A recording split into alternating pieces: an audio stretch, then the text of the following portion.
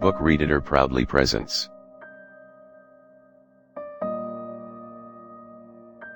The Little Prince. Antoine de Saint Exupery.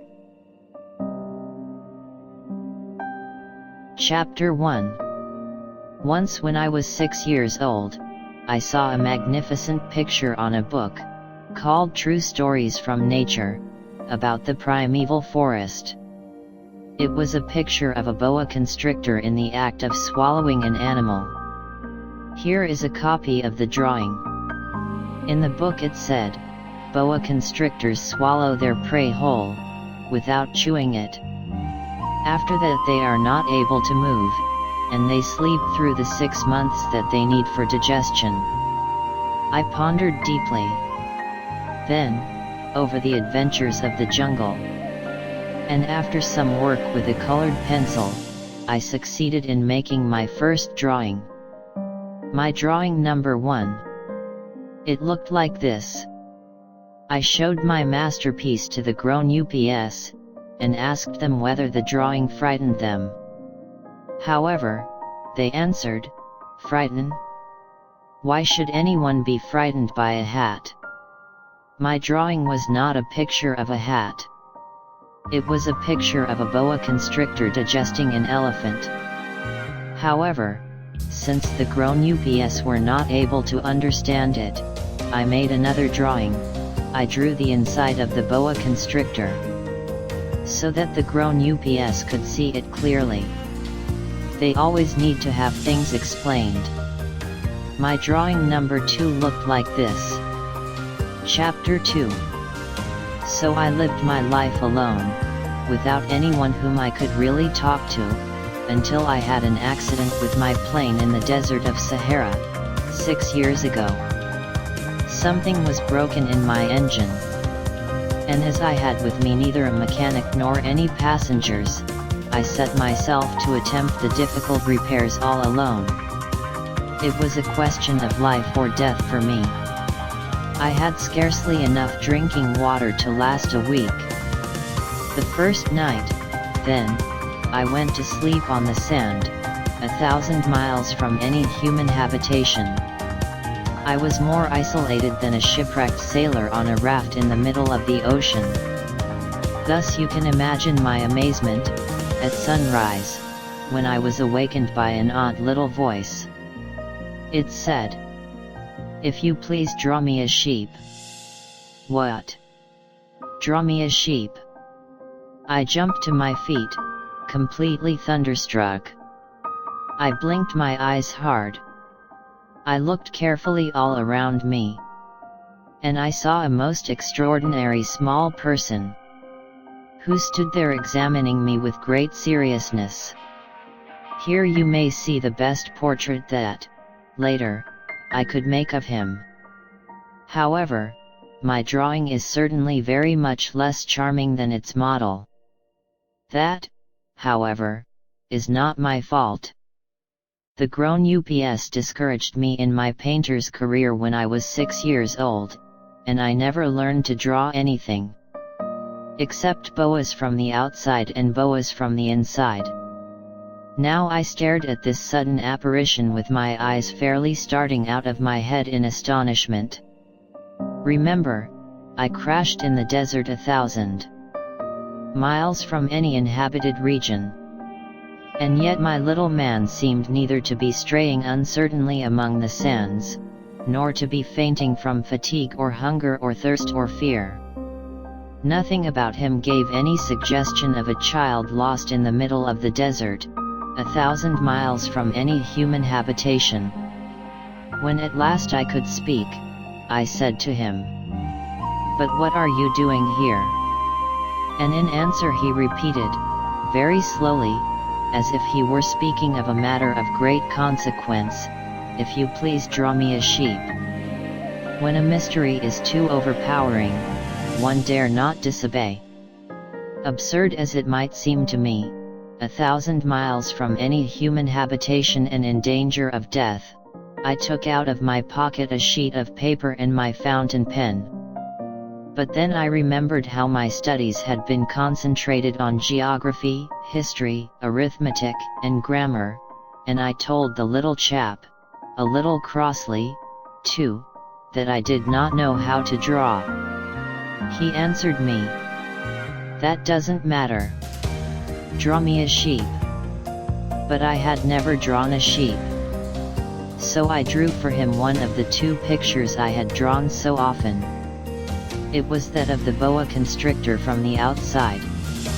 And I was astounded to hear the little fellow greet it with, "No, no, no. I do not want an elephant inside a boa constrictor. A boa constrictor is a greatly dangerous creature, and an elephant is greatly cumbersome. Where I live, everything is very small. What I need is a sheep. Draw me a sheep." So then I made a drawing. He looked at it carefully, then he said, "No. This sheep is already very sickly. Make me another." So I made another drawing. My friend smiled gently and indulgently. "You see yourself," he said, "that this is not a sheep. This is a ram. It has horns." So then I did my drawing over once more. However, it was rejected too, just like the others. "This one is too old. I want a sheep who will live a long time." By this time, my patience was exhausted, because I was in a hurry to start taking my engine apart. So I tossed off this drawing. And I threw out an explanation with it. "This is only his box. The sheep you asked for is inside." I was very surprised to see a light break over the face of my young judge. "That is exactly the way I wanted it. Do you think that this sheep will have to have a great deal of grass?" "Why?" "Because where I live everything is very small. There will surely be enough grass for him," I said. "It is a very small sheep whom I have given you." He bent his head over the drawing. "Not so small that look. He has gone to sleep." And that is how I made the acquaintance of the little prince. Chapter 3. It took me a long time to learn where he came from. The little prince, who asked me so many questions, never seemed to hear the ones I asked him. It was from words dropped by chance that, little by little, everything was revealed to me. The first time he saw my airplane, for instance, "I shall not draw my airplane, that would be much too complicated for me," he asked me, "What is that object?" "That is not an object. It flies. It is an airplane. It is my airplane." And I was proud to have him learn that I could fly. He cried out, then, "What? You dropped down from the sky?" "Yes," I answered, modestly. "Oh. That is funny." And the little prince broke into a lovely peal of laughter, which irritated me very much. I like my misfortunes to be taken seriously. Then he added, "So you, too, come from the sky. Which is your planet?" At that moment, I caught a gleam of light in the impenetrable mystery of his presence, and I demanded, abruptly, "Do you come from another planet?" However, he did not reply. He tossed his head gently, without taking his eyes from my plane. "It is true that on that you can't have come from very far away." And he sank into a reverie, which lasted a long time. Then, taking my sheep out of his pocket, he buried himself in the contemplation of his treasure. You can imagine how my curiosity was aroused by this half-confidence about the other planets. I made a great effort, therefore, to find out more on this subject. "My little man," Where do you come from? What is this where I live, of which you speak? Where do you want to take your sheep? After a reflective silence, he answered, The thing that is so good for the box you have given me is that at night, he can use it as his house. That is so. And if you are good, I will give you a string, too, so that you can tie him during the day, and a post to tie him to. However, the little prince seemed shocked by this offer. Tie him? What a queer idea.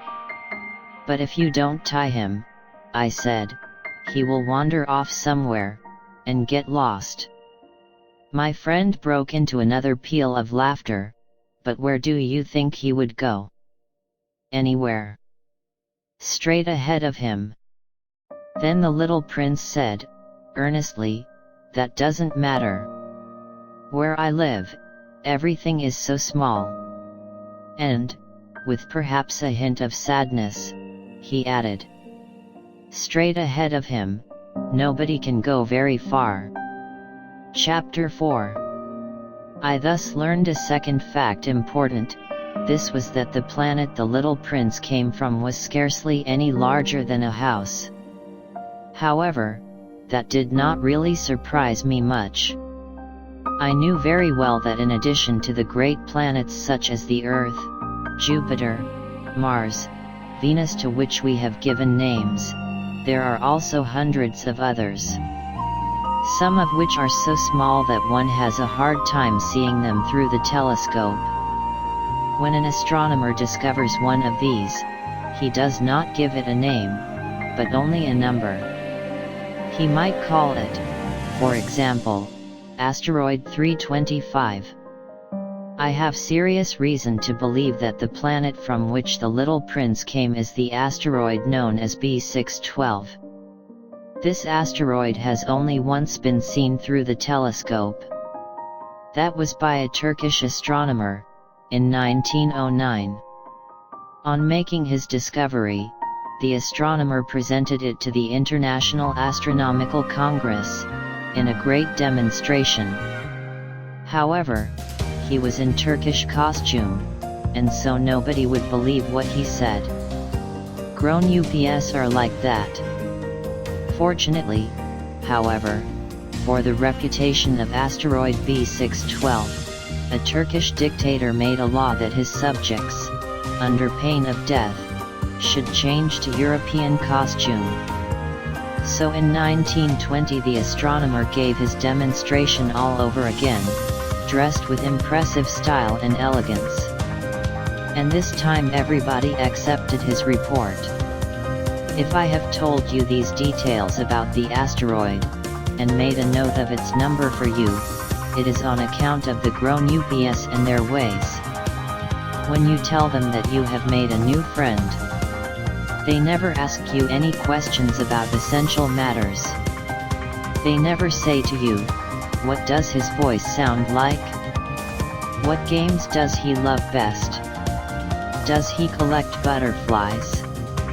Instead, they demand, how old is he? How many brothers has he? How much does he weigh? How much money does his father make? Only from these figures do they think they have learned anything about him.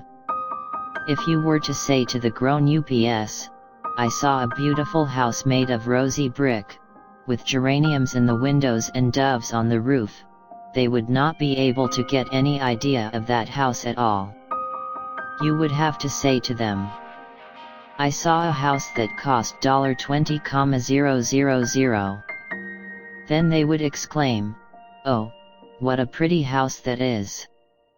Just so, you might say to them, the proof that the little prince existed is that he was charming, that he laughed, and that he was looking for a sheep. If anybody wants a sheep, that is a proof that he exists. And what good would it do to tell them that? They would shrug their shoulders, and treat you like a child. However, if you said to them, the planet he came from is asteroid B612, then they would be convinced, and leave you in peace from their questions. They are like that. One must not hold it against them. Children should always show great forbearance toward grown-up people. However, certainly, for us who understand life, figures are a matter of indifference. I should have liked to begin this story in the fashion of the fairy tales. I should have liked to say, once upon a time, there was a little prince who lived on a planet that was scarcely any bigger than himself, and who had need of a sheep. To those who understand life, that would have given a much greater air of truth to my story. For I do not want anyone to read my book carelessly. I have suffered too much grief in setting down these memories. 6 years have already passed since my friend went away from me, with his sheep. If I try to describe him here, it is to make sure that I shall not forget him. To forget a friend is sad.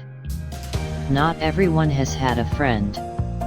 And if I forget him, I may become like the grown UPS who are no longer interested in anything but figures. It is for that purpose, again, that I have bought a box of paints and some pencils. It is hard to take up drawing again at my age, when I have never made any pictures except those of the boa constrictor from the outside and the boa constrictor from the inside, since I was 6. I shall certainly try to make my portraits as true to life as possible. However, I am not at all sure of success.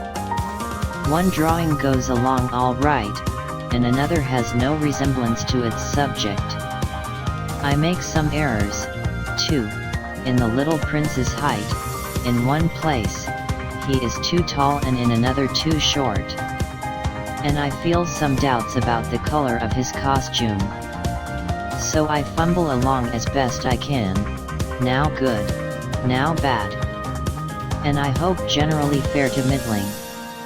In certain more important details, I shall make mistakes, also. However, that is something that will not be my fault. My friend never explained anything to me.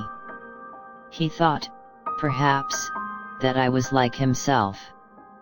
However, I, alas, do not know how to see sheep through the walls of boxes. Perhaps I am a little like the grown UPS. I have had to grow old. Chapter 5.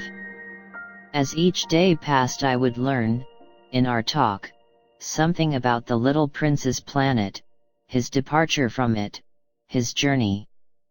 The information would come very slowly, as it might chance to fall from his thoughts. It was in this way that I heard, on the 3rd day, about the catastrophe of the baobabs. This time, once more, I had the sheep to thank for it. For the little prince asked me abruptly as if seized by a grave doubt, "It is true, isn't it, that sheep eat little bushes?" "Yes, that is true." "Ah, I am glad."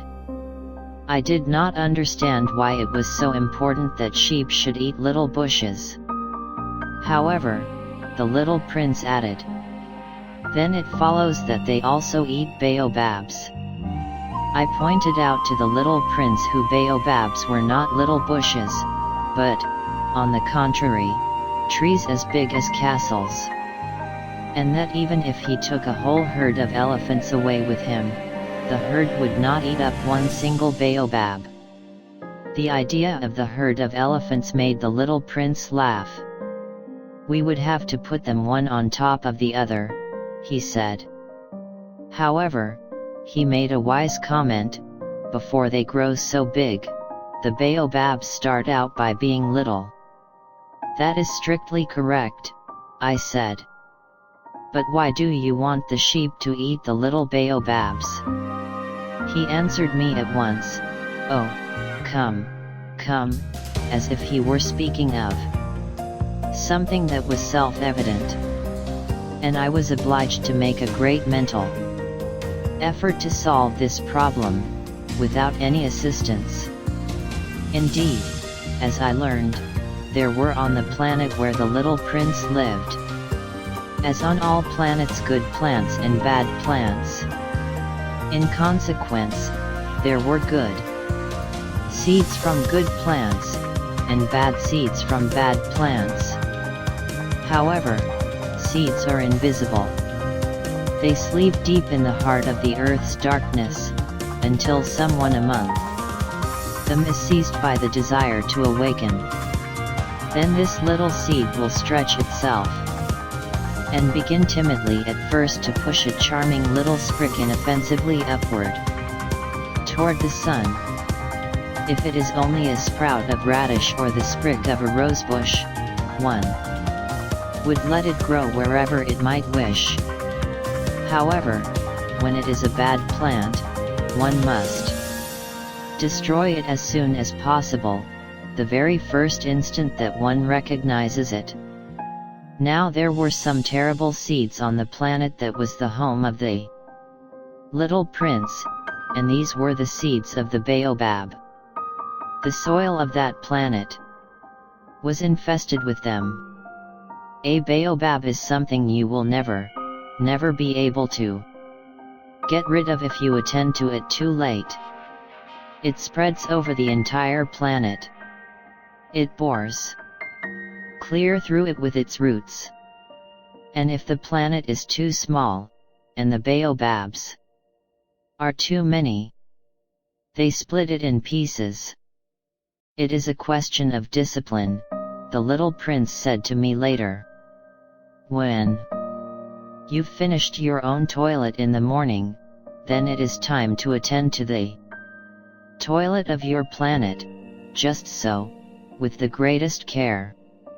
You must see to it that you pull up regularly all the baobabs, at the very first moment when they can be distinguished from the rosebushes which they resemble so closely in their earliest youth.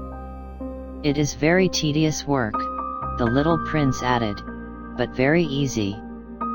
And one day he said to me, you ought to make a beautiful drawing, so that the children where you live can see exactly how all this is. That would be very useful to them if they were to travel someday. Sometimes, he added, there is no harm in putting on a piece of work for another day. However, when it is a matter of baobabs, that always means a catastrophe. I knew a planet that was inhabited by a lazy man. He neglected 3 little bushes. So, as the little prince described it to me, I have made a drawing of that planet. I do not much like to take the tone of a moralist, but the danger of the baobab is so little understood, and such considerable risks would be run by anyone who might get lost on an asteroid, that for once I am breaking through my reserve. Children, I say plainly, watch out for the baobabs. My friends, like myself, have been skirting this danger for a long time, without ever knowing it, and so it is for them that I have worked so hard over this drawing. The lesson which I pass on by this means is worth all the trouble it has cost me. Perhaps you will ask me, why is there no other drawing in this book as magnificent and impressive as this drawing of the baobabs? The reply is simple. I have tried. However, with the others, I have not been successful. When I made the drawing of the baobabs, I was carried beyond myself by the inspiring force of urgent necessity. Chapter 7. On the 5th day again, as always, it was thanks to the sheep the secret of the little prince's life was revealed to me. Abruptly, without anything to lead up to it, and as if the question had been born of long and silent meditation on his problem, he demanded. A sheep, if it eats little bushes, does it eat flowers, too? A sheep, I answered, eats anything it finds in its reach. Even flowers that have thorns. Yes, even flowers that have thorns. Then the thorns, what use are they? I did not know. At that moment, I was very busy trying to unscrew a bolt that had got stuck in my engine. I was very much worried, for it was becoming clear to me that the breakdown of my plane was extremely serious. And I had so little drinking water left that I had to fear for the worst. The thorns, what use are they? The little prince never let go into a question, once he asked it. As for me, I was upset over that bolt, and I answered with the first thing that came to my head. The thorns are of no use at all. Flowers have thorns just for spite. Oh. There was a moment of complete silence. Then the little prince flashed back at me, with a kind of resentfulness. I don't believe you. Flowers are weak creatures. They are naive. They reassure themselves as best they can. They believe that their thorns are terrible weapons. I did not answer. At that instant, I was saying to myself, if this bolt still won't turn, I am going to knock it out with the hammer. Again, the little prince disturbed my thoughts. And you actually believe that the flowers? Oh, no. I cried. No, no. I don't believe anything. I answered you with the first thing that came to my head. Don't you see I am very busy with matters of consequence? He stared at me, thunderstruck. Matters of consequence. He looked at me there, with my hammer in my hand, my fingers black with engine grease, bending down over an object which seemed to him extremely ugly. You talk just like the grown UPS. That made me a little ashamed. However, he went on, relentlessly. You mix everything up together. You confuse everything. He was really very angry. He tossed his golden curls in the breeze. I know a planet where there is a certain red-faced gentleman. He has never smelled a flower. He has never looked for a star. He has never loved anyone. He has never done anything in his life but adds up figures. And all day he says, over and over, just like you, I am busy with matters of consequence. And that makes him swell up with pride. However, he is not a man, he is a mushroom. A what? A mushroom. The little prince was now white with rage. The flowers have been growing thorns for millions of years. For millions of years, the sheep have been eating them just the same. And is it not a matter of consequence to try to understand why the flowers go to so much trouble to grow thorns, which are never of any uses to them? Is the warfare between the sheep and the flowers not important? Is this not of more consequence than a fat red-faced gentleman's sums? And if I know myself one flower, which is unique to the world, which grows nowhere but on my planet, but which one little sheep can destroy in a single bite some morning, without even noticing what he is doing? Oh, You think that is not important?" His face turned from white to red as he continued. "If someone loves a flower, of which just one single blossom grows in all the millions and millions of stars, it is enough to make him happy just to look to the stars. He can say to himself, 'Somewhere, my flower is there.' But if the sheep eats the flower, in one moment, all his stars will be darkened. And you think that is not important?" He could not say anything more. His words were choked by sobbing. The night fell. I let my tools drop from my hands. Of what moment now was my hammer, my bolt, or thirst, or death? On one star, one planet, my planet, the Earth, there was a little prince to be comforted.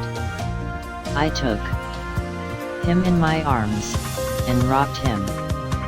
I said to him, "The flower that you love is not in danger. I will draw you a muzzle for your sheep. I will draw you a railing to put around your flower. I will." I did not know what to say to him. I felt awkward and blundering. I did not know how I could reach him, where I could overtake him and go on hand in hand with him once more. It is such a secret place, the land of tears. Chapter 8. I soon learned to know this flower better. On the little prince's planet, the flowers had always been very simple. They had only one ring of petals. They took up no room at all. They were a trouble to nobody. One morning they would appear in the grass, and by night they would have faded peacefully away. However, one day, from a seed blown from no one knew where, a new flower had come up, and the little prince had watched very closely over this small sprout, which was not like any other small sprouts on his planet. It might, you see, have been a new kind of baobab. The shrub soon stopped growing, and began to get ready to produce a flower. The little prince, who was present at the first appearance of a huge bud, felt at once that some sort of miraculous apparition must emerge from it. However, the flower was not satisfied to complete the preparations for her beauty in the shelter of her green chamber. She chose her colors with the greatest care. She adjusted her petals one by one. She did not wish to go out into the world all rumpled, like the field poppies. It was only in the full radiance of her beauty that she wished to appear.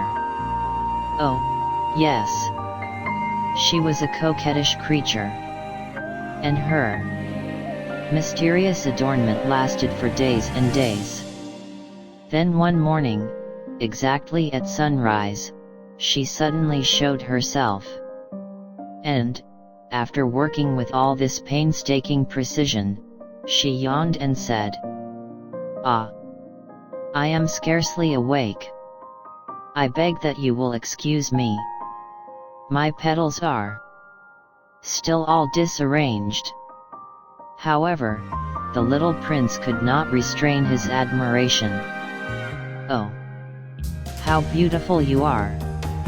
Am I not?" the flower responded, sweetly. "And I was born at the same moment in the Sunday." The little prince could guess easily enough that she was not any too modest. But how moving and exciting she was.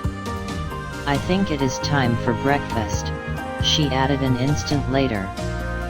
"If you would have the kindness to think of my needs." And the little prince, completely abashed, went to look for a sprinkling can. of fresh water. So, he tended the flower. So, too, she began very quickly to torment him with her vanity, which was, if the truth be known, a little difficult to deal with. One day, for instance, when she was speaking of her 4 thorns, she said to the little prince, "Let the tigers come with their claws." "There are no tigers on my planet," the little prince objected. "And, anyway, tigers do not eat weeds." "I am not a weed," the flower replied, sweetly. "Please excuse me. I am not at all afraid of tigers," she went on, "but I have a horror of drafts. I suppose you wouldn't have a screen for me." "A horror of drafts, that is bad luck for a plant," remarked the little prince. And added to himself, "This flower is a very complex creature. At night, I want you to put me under a glass globe. It is very cold where you live, in the place I came from." However, she interrupted herself at that point. She came to the form of a seed. She could not have known anything of any other worlds. Embarrassed over having let herself be caught on the verge of such a naive untruth, she coughed 2 or 3 times, in order to put the little prince in the wrong. "The screen. I was just going to look for it when you spoke to me." Then she forced her to cough a little more so that he should suffer from remorse. Just the same. So the little prince, in spite of all the goodwill that was inseparable from his love, had soon come to doubt her. He had taken seriously words, which were without importance, and it made him very unhappy. "I ought not to have listened to her," he confided to me one day. "One never ought to listen to the flowers. One should simply look at them and breathe their fragrance. Mine perfumed all my planets. However, I did not know how to take pleasure in all her grace.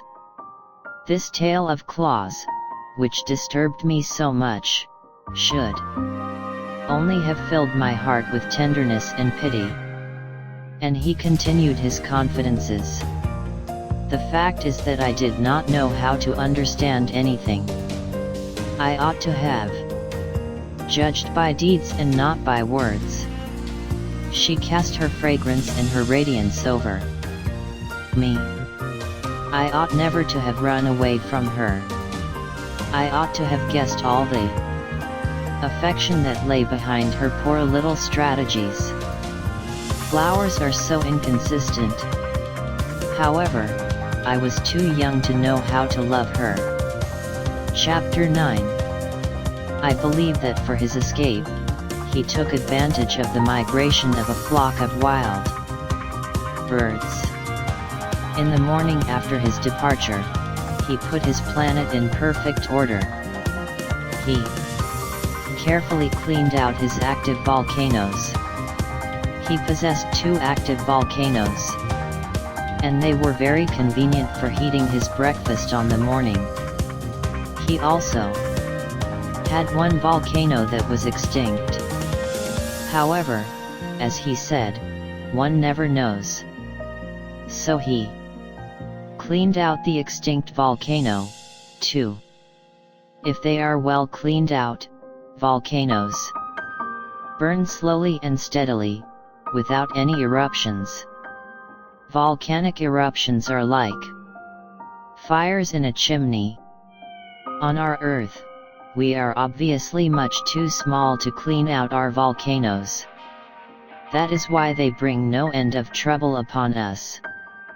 The little prince also pulled up, with a certain sense of dejection, the last little shoots of the baobabs.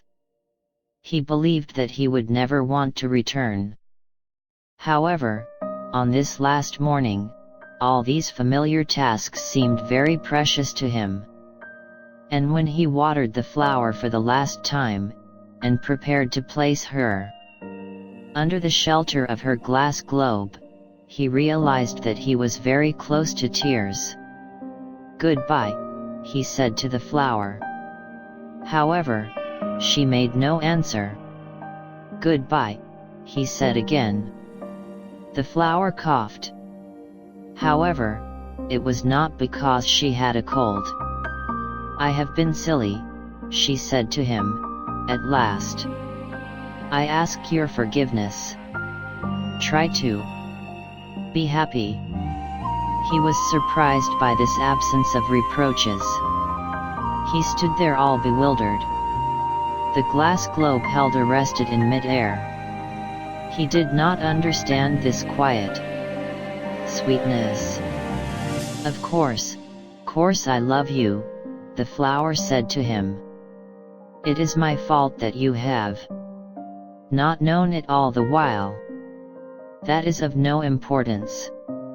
However, you have been just as foolish as I try to be happy.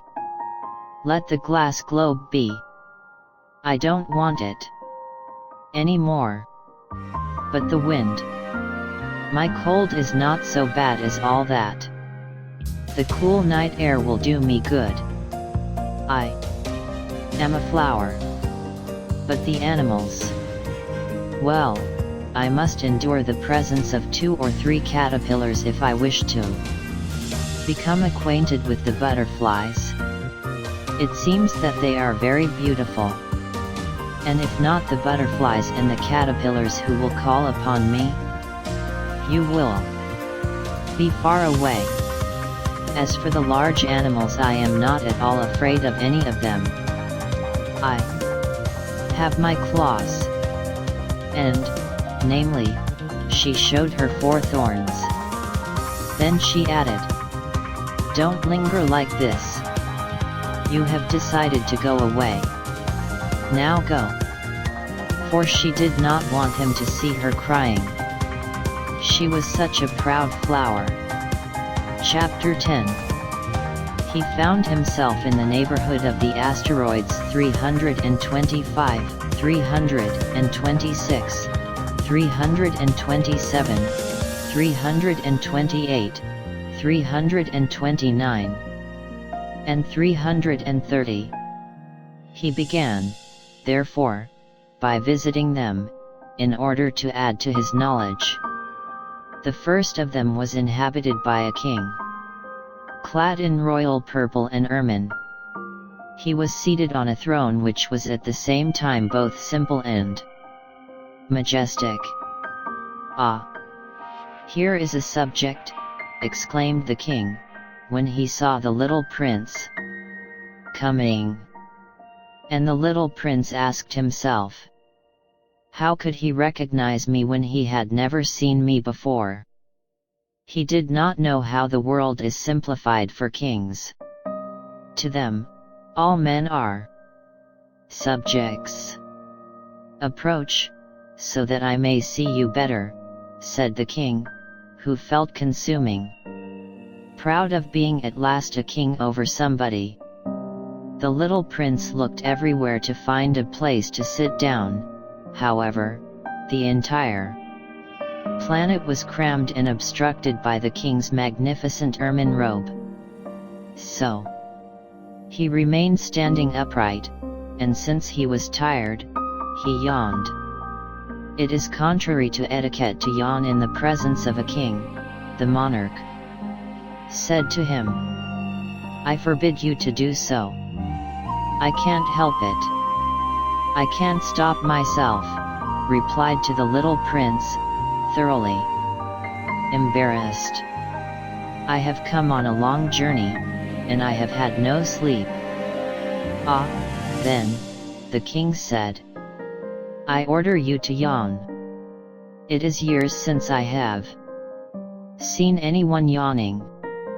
Yawns, to me, are objects of curiosity. Come, now. Yawn.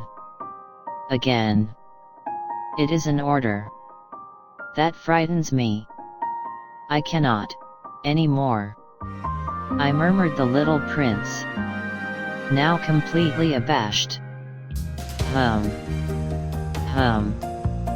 I replied to the king.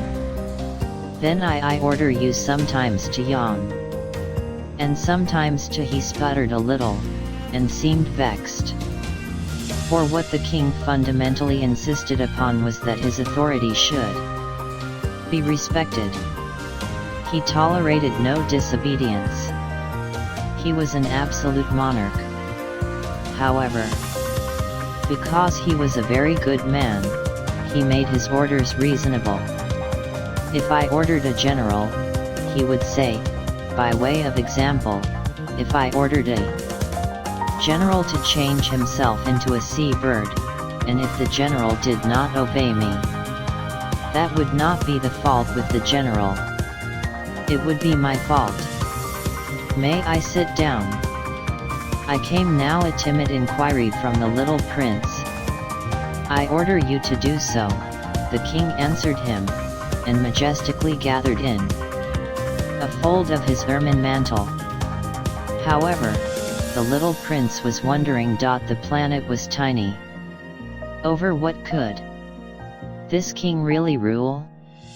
Sire, he said to him, I beg that you will excuse my asking you a question. I order you to ask me a question, the king hastened to assure him. Sire, over what do you rule?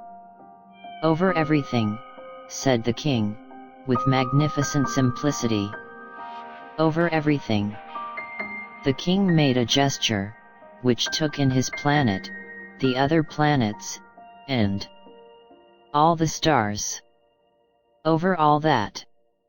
I asked the little prince. Over all that, the king answered. For his rule was not only absolute, it was also universal. And the stars obey you? Certainly, they do, the king said. They obey instantly. I do not permit insubordination. Such power was a thing for the little prince to marvel at. If he had been a master of such complete authority, he would have been able to watch the sunset. Not 44 times on one day, but 72, or even 100, or even 200 times, without ever having to move his chair. And because he felt a bit sad as he remembered his little planet which he had forsaken, he plucked up his courage to ask the king a favor. I should like to see a sunset. Do me that kindness. Order the sun to set. If I ordered a general to fly from one flower to another like a butterfly, or to write a tragic drama, or to change himself into a sea-bird, and if the general I did not carry out the order that he had received, which one of us would be in the wrong? The king demanded. The general, or myself? You, said the little prince firmly. Exactly. One much requires from each one the duty which each one can perform, the king went on. Accepted authority rests, first of all, on reason. If you ordered your people to go and throw themselves into the sea, they would rise up in revolution. I have the right to require obedience because my orders are reasonable. Then my sunset, the little prince reminded him, for he never forgot a question once he had asked it. You shall have your sunset. I shall command it. However, according to my science of government, I shall wait until conditions are favorable. When will that be? I inquired the little prince. I replied to the king, and before saying anything else he consulted a bulky almanac. That will be about that will be this evening about 20 minutes to 8. And you will see how well I am obeyed. The little prince yawned. He was regretting his lost sunset. And then, too, he was already beginning to be a little bored.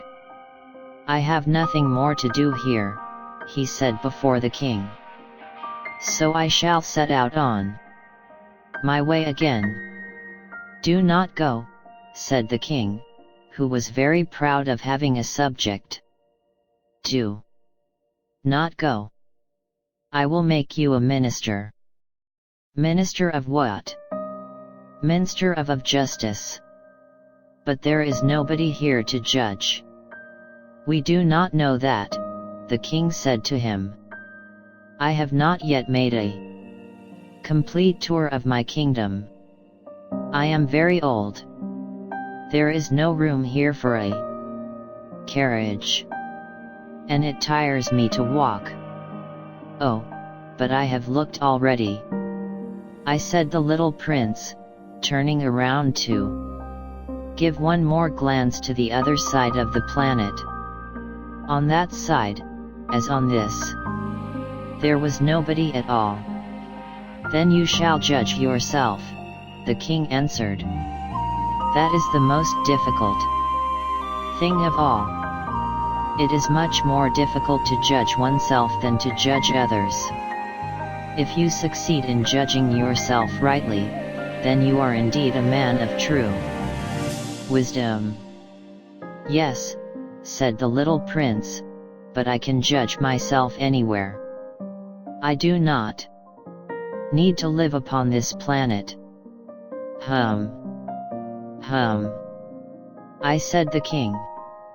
I have good reason to believe that somewhere on my planet, there is an old rat. I hear him at night. You can judge this old rat. From time to time, you will condemn him to death. Thus his life will depend on your justice. However, you will pardon him on each occasion, for he must be treated thriftily.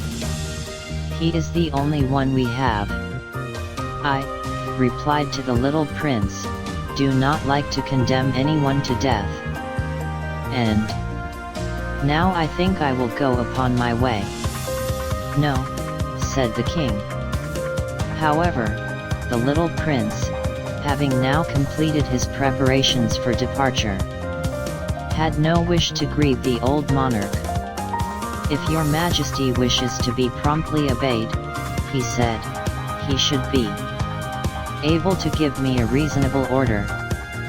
He should be able, for example, to order me to be gone by the end of 1 minute. It seems to me that conditions are favorable. As the king made no answer, the little prince hesitated to a moment. Then, with a sigh, he took his leave. I made you my ambassador, the king called out, hastily. He had a magnificent air of authority. The grown-ups are very strange, the little prince said to himself, as he continued with his journey. Chapter 11. The second planet was inhabited by a conceited man. I am about to receive a visit from an admirer, he exclaimed from afar, when he first saw the little prince coming. For example, 2 conceited men, all other men are admirers. Good morning, said the little prince. That is a queer hat you are wearing. It is a hat for salutes, the conceited man replied. It is to rise and salute when people acclaim me. Unfortunately, nobody at all ever passes this way. Yes, I said the little prince, who did not understand what the conceited man was talking about. Clap your hands, one against the other, the conceited man now directed him. The little prince clapped his hands. The conceited man raised his hat in a modest salute. "This is more entertaining than the visit with the king," the little prince said to himself. And he began again to clap his hands, one against the other. The conceited man again raised his hat in salute. After 5 minutes on this exercise, the little prince grew tired of the game's monotony. "And what should one do to make the hat come down?" he asked. However, the conceited man did not hear him. Conceited people never hear anything but praise. "Do you really admire me very much?" he demanded of the little prince. "What does that mean, admire?" "To admire mean that you regard me as the handsomest, the best dressed, the richest, and the most intelligent man upon this planet. But you are the only man on your planet. Do me this kindness. Admire me just the same."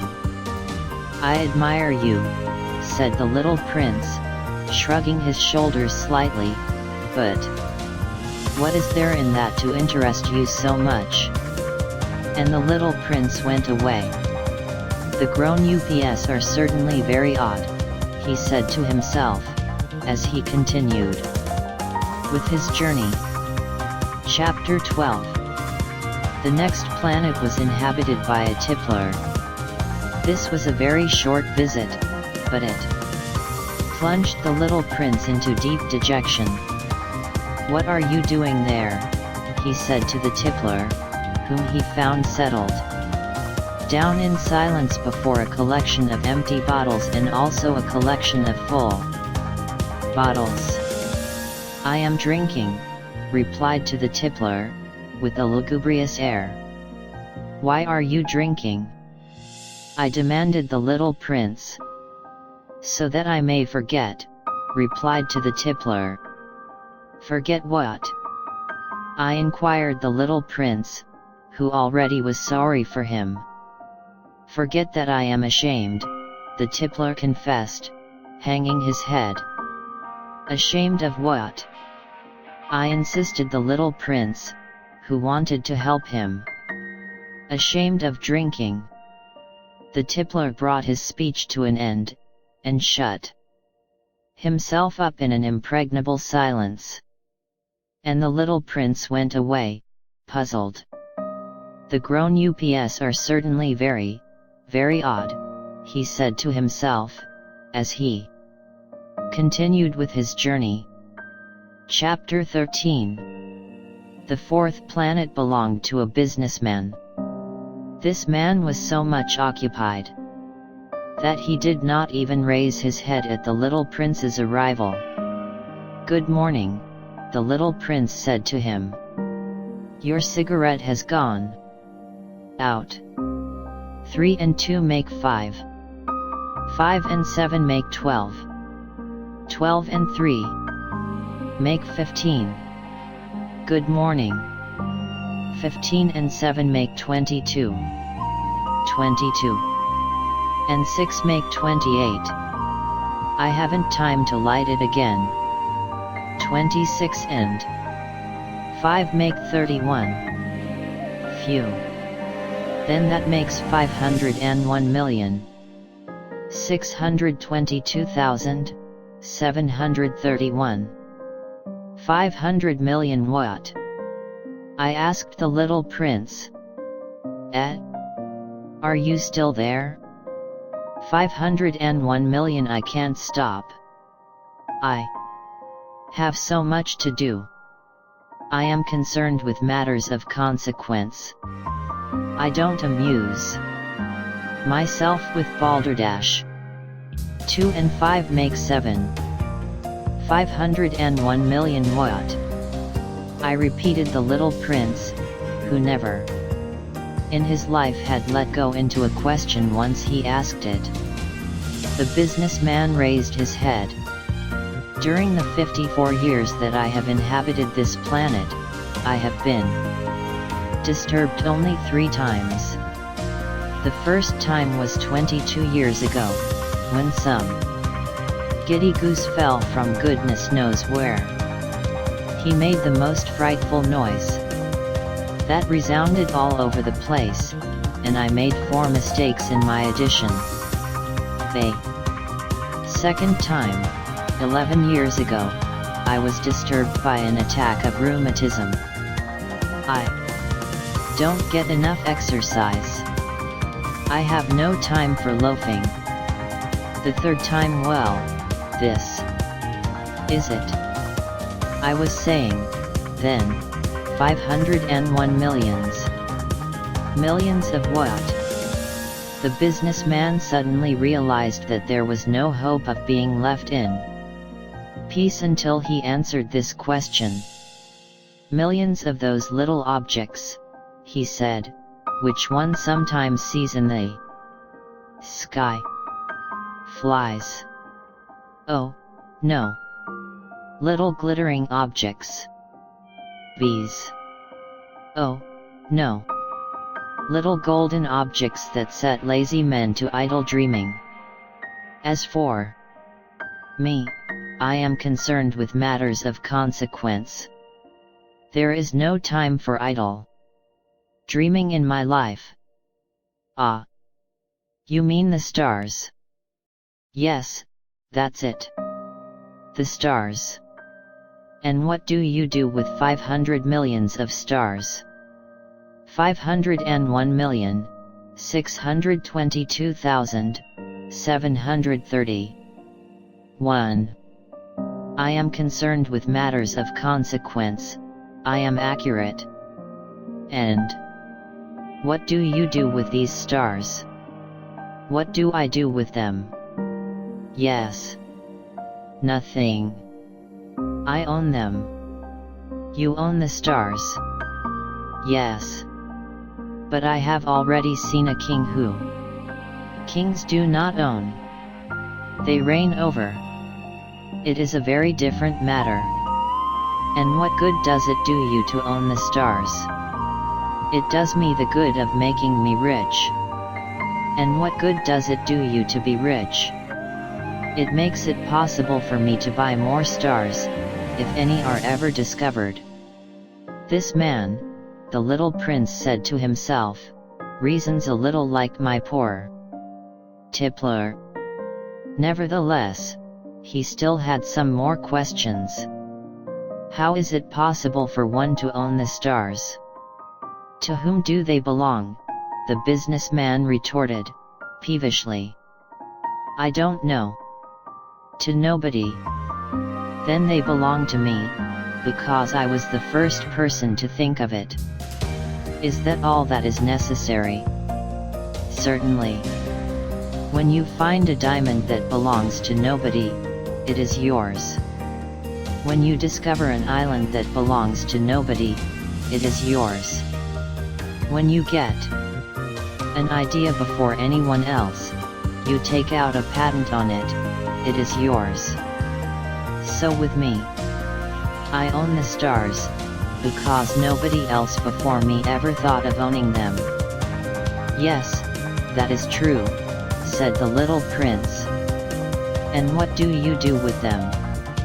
I administer them, replied to the businessman. I count them and recount them. It is difficult. However, I am a man who is naturally interested in matters of consequence. The little prince was still not satisfied. If I owned a silk scarf, he said, I could put it around my neck and take it away with me. If I owned a flower, I could pluck that flower and take it away with me. However, you cannot pluck the stars from heaven. No. However, I can put them in the bank. Whatever does that mean? That means that I write the number of my stars on a little paper. And Then I put this paper in a drawer and lock it with a key. And that is all. That is enough, said the businessman. It is entertaining, thought the little prince. It is rather poetic. However, it is of no great consequence. On matters of consequence, the little prince had ideas, which were very different from those of the grown-ups.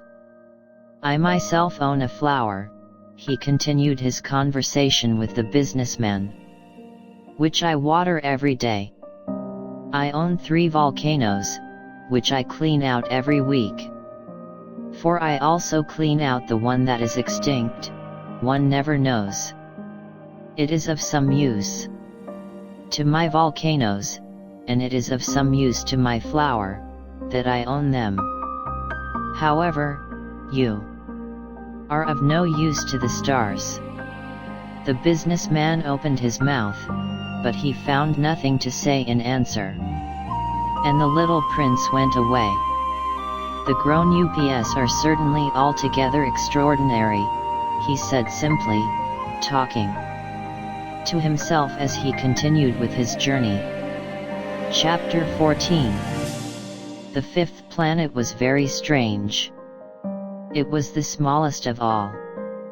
There was just enough room on it for a street lamp and a lamplighter.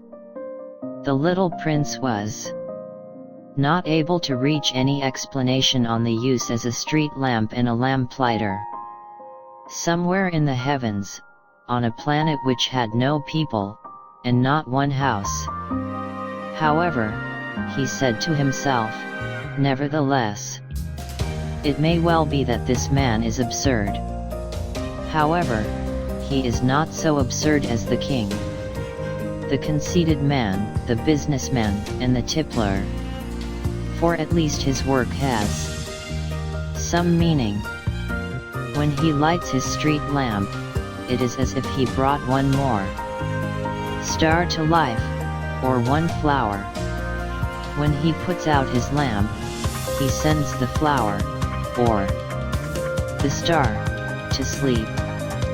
That is a beautiful occupation. And since it is beautiful, it is truly useful. When he arrived at the planet, he respectfully saluted the lamplighter. Good morning. Why have you just put out your lamp? Those are the orders, replied to the lamplighter. Good morning. What are the orders? The orders are that I put out my lamp. Good evening. And he lighted his lamp again. But why have you just lighted it again? Those are the orders, replied to the lamplighter. I do not understand, said the little prince. There is nothing to understand, said the lamplighter. Orders are orders. Good morning. And he put out his lamp.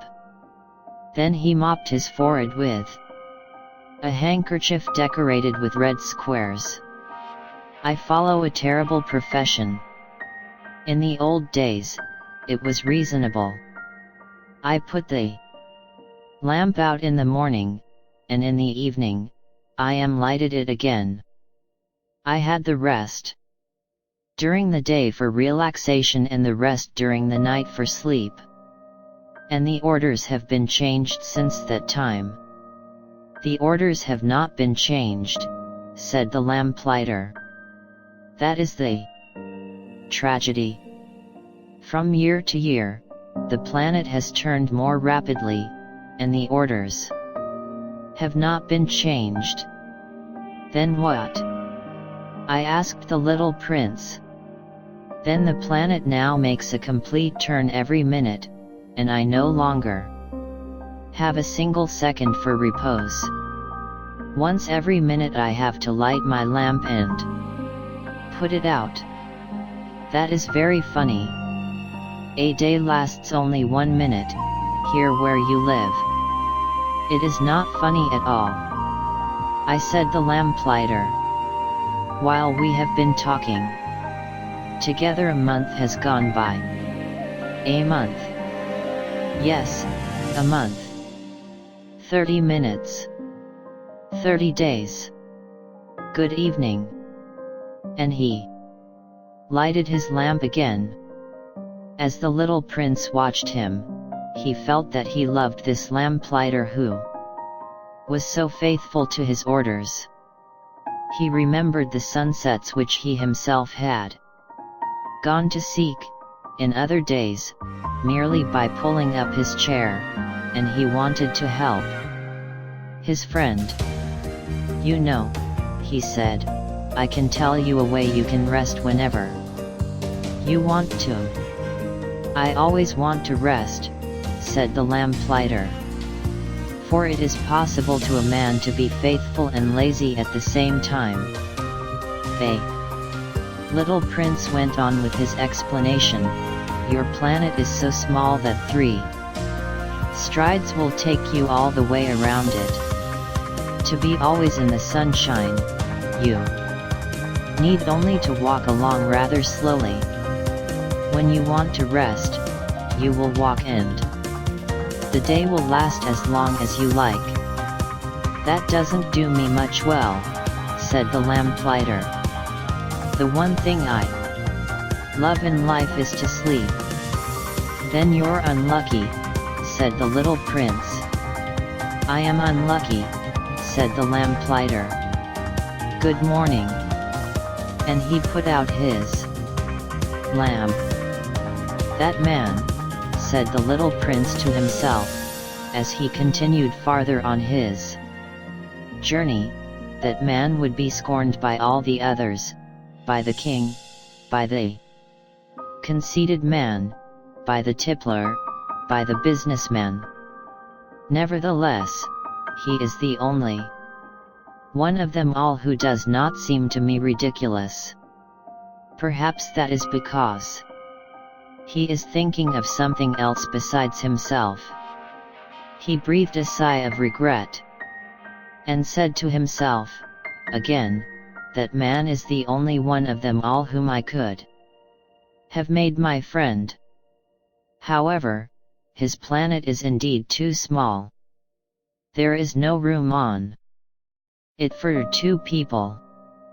What the little prince did not dare to confess was that he was sorry most of all to leave this planet, because it was blessed every day with 1440 sunsets. Chapter 15. The 6th planet was 10 times larger than the last one. It was inhabited by an old gentleman who wrote voluminous books.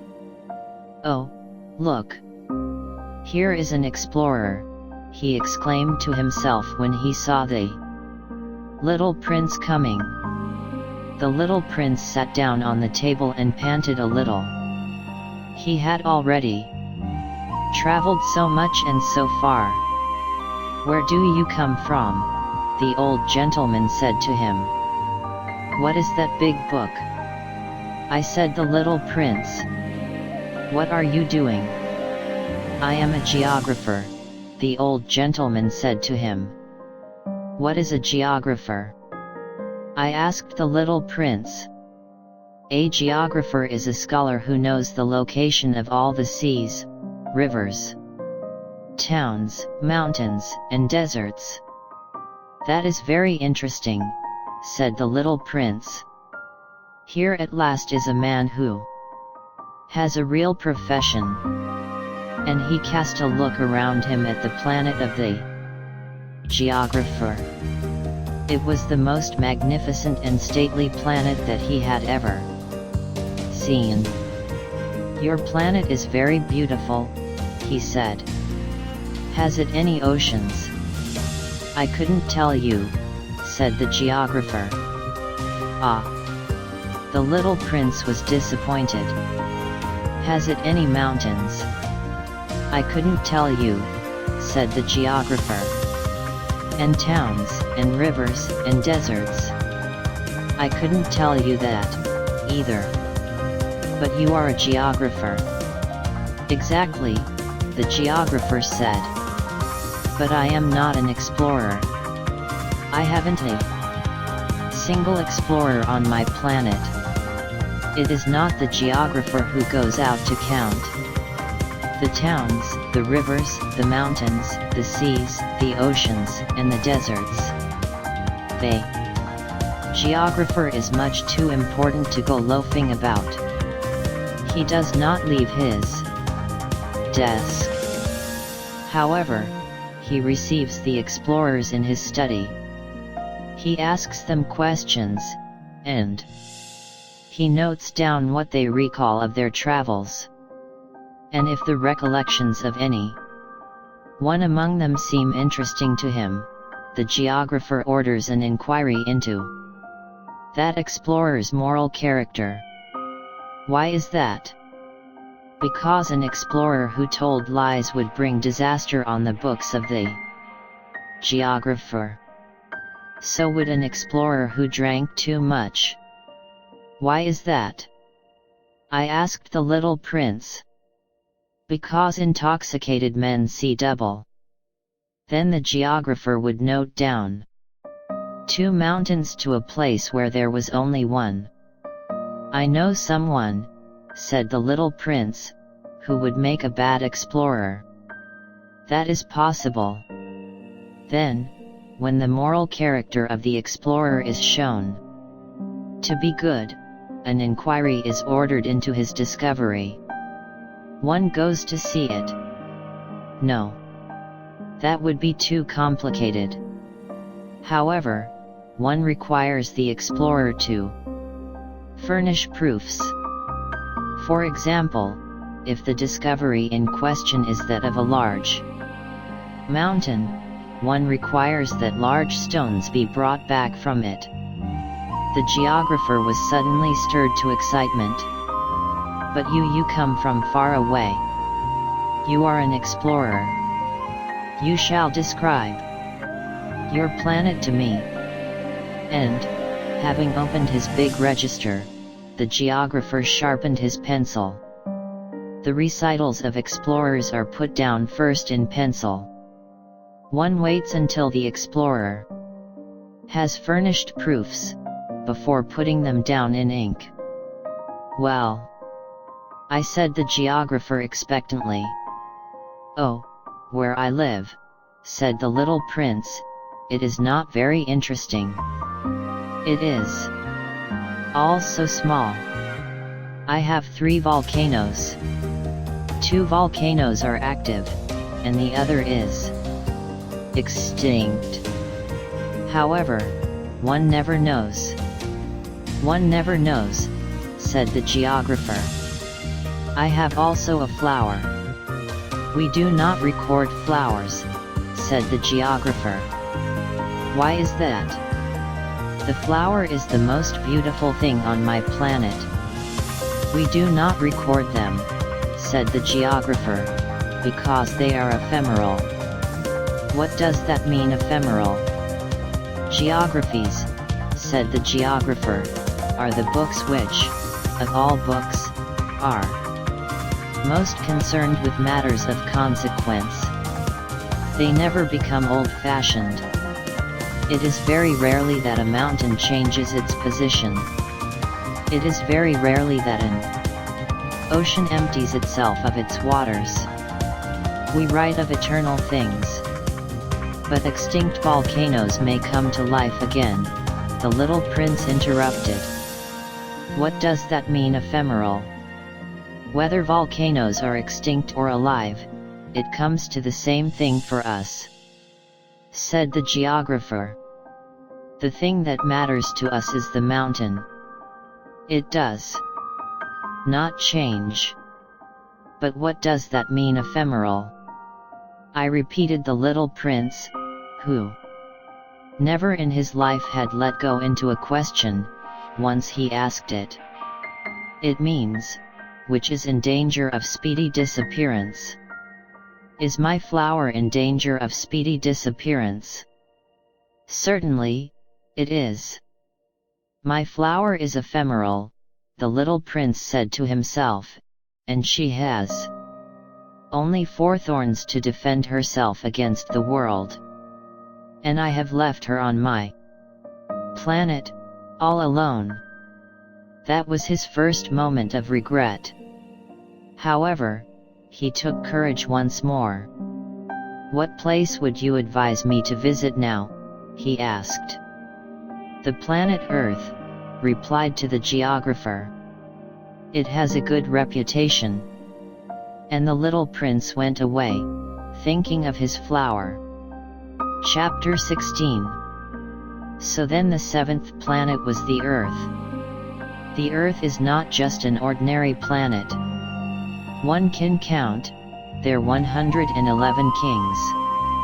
Not forgetting, to be sure, the Negro kings among them, 7,000 geographers, 900,000 businessmen, 7,500,000 tipplers, 311 million conceited men, that is to say, about 2 billion grown UPS.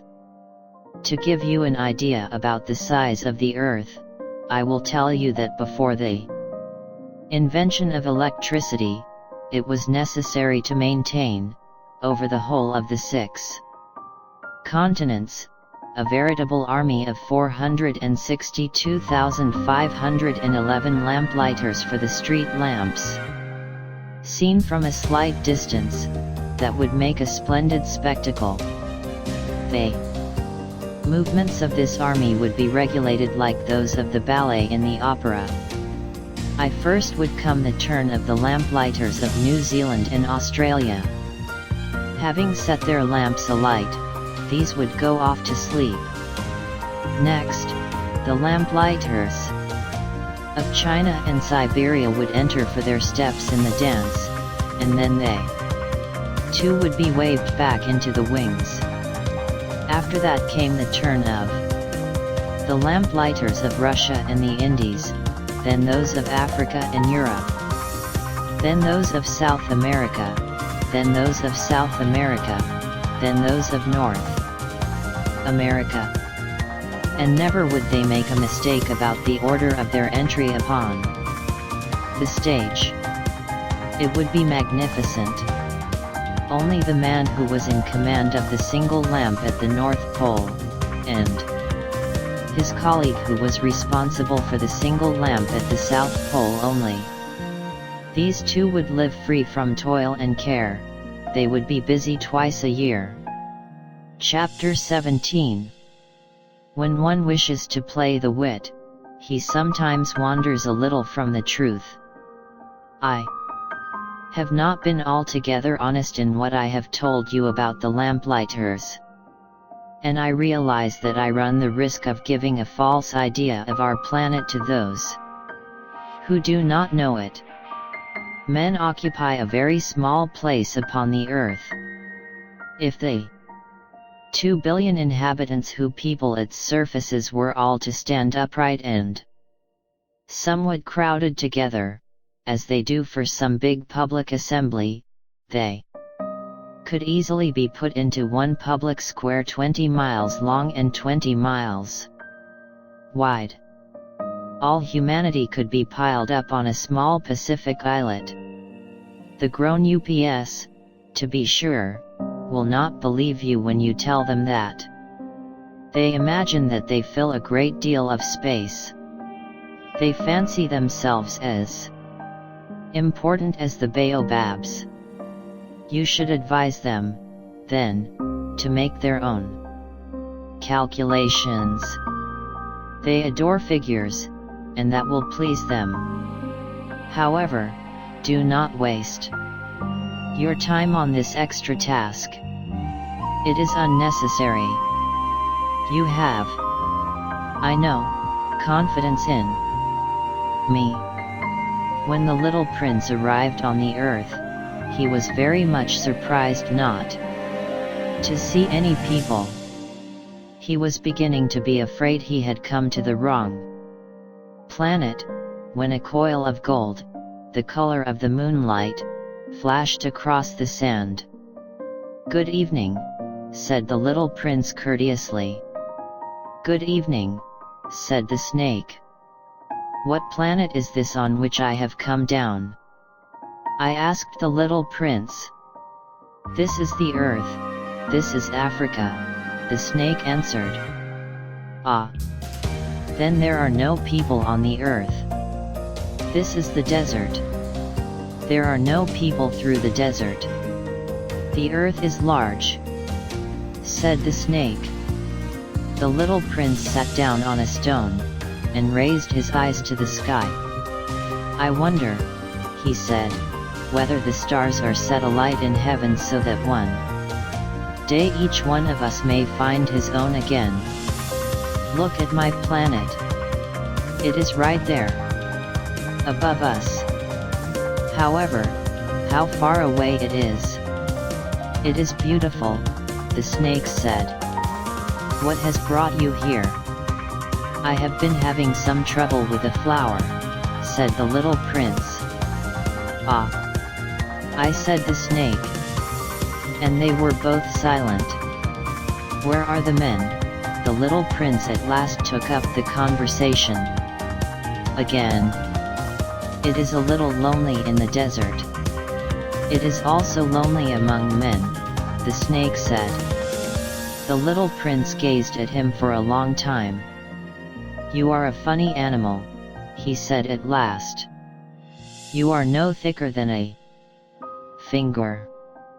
"But I am more powerful than the finger of a king," said the snake. The little prince smiled. "You are not very powerful. You haven't even any feet. You cannot even travel. I can carry you farther than any ship could take you," said the snake. He twined himself around the little prince's ankle, like a golden bracelet. "Whomever I touch, I send back to the earth from whence he came," the snake spoke again. "But you are innocent and true, and you come from a star." The little prince made no reply. "You move me to pity. You are so weak on this earth made of granite," the snake said. "I can help you, someday, if you grow too homesick for your own planet. I can." "Oh. I understand you very well," said the little prince. "But why do you always speak in riddles?" "I solve them all," said the snake. And they were both silent. Chapter 18. The little prince crossed the desert and met with only one flower. It was a flower with 3 petals, a flower of no account at all. "Good morning," said the little prince. "Good morning," said the flower. "Where are the men?" the little prince asked, politely. The flower once saw a caravan passing. "Men?" she echoed. "I think there are 6 or 7 of them in existence. I saw them several years ago. However, one never knows where to find them. The wind blows them away. They have no roots, and that makes his or her life very difficult." "Goodbye," said the little prince. "Goodbye," said the flower. Chapter 19. After that, the little prince climbed a high mountain. The only mountains he had ever known were the 3 volcanoes, which came up to his knees. And he used the extinct volcano as a footstool. "From a mountain as high as this one," he said to himself, "I shall be able to see the whole planet at one glance, and all the people." However, he saw nothing, save peaks of rock that were sharpened like needles. "Good morning," he said courteously. "Good morning, good morning, good morning," answered the echo. "Who are you?" I said the little prince. "Who are you, who are you, who are you?" I answered the echo. "Be my friends." I am all alone, he said. I am all alone, all alone, all alone, answered the echo. What a queer planet, he thought. It is altogether dry, and altogether pointed, and altogether harsh and forbidding. And the people have no imagination. They repeat whatever one says to them. On my planet, I had a flower. She always was the first to speak. Chapter 20. However, it happened that after walking for a long time through sand, and rocks, and snow, the little prince at last came to a road. And all roads lead to the abodes of men. Good morning, he said. He was standing before a garden, all abloom with roses. Good morning, said the roses. The little prince gazed at them. They all looked like his flower. Who are you? He demanded, thunderstruck. We are roses, the roses said. And he was overcome with sadness. His flower had told him that she was the only one of her kinds in all the universe. And here were 5,000 of them, all alike, in one single garden. She would be very much annoyed, he said to himself, if she should see that. She would cough most dreadfully, and she would pretend that she was dying, to avoid being laughed at. And I should be obliged to pretend that I was nursing her back to life, for if I did not do that, to be humble myself also, she would really allow herself to die. Then he went on with his reflections. I thought that I was rich, with a flower that was unique in all the world, and all I had was a common rose. A common rose, and 3 volcanoes that come up to my knees, and one of them perhaps extinct forever. That doesn't make me a very great prince. And he lay down in the grass and cried. Chapter 21. It was then that the fox appeared. Good morning, said the fox. Good morning, the little prince responded politely, although when he turned around he saw nothing. I am right here, the voice said, under the apple tree. Who are you? I asked the little prince, and added, you are very pretty too. Look at. I am a fox, said the fox. Come and play with me, proposed the little prince.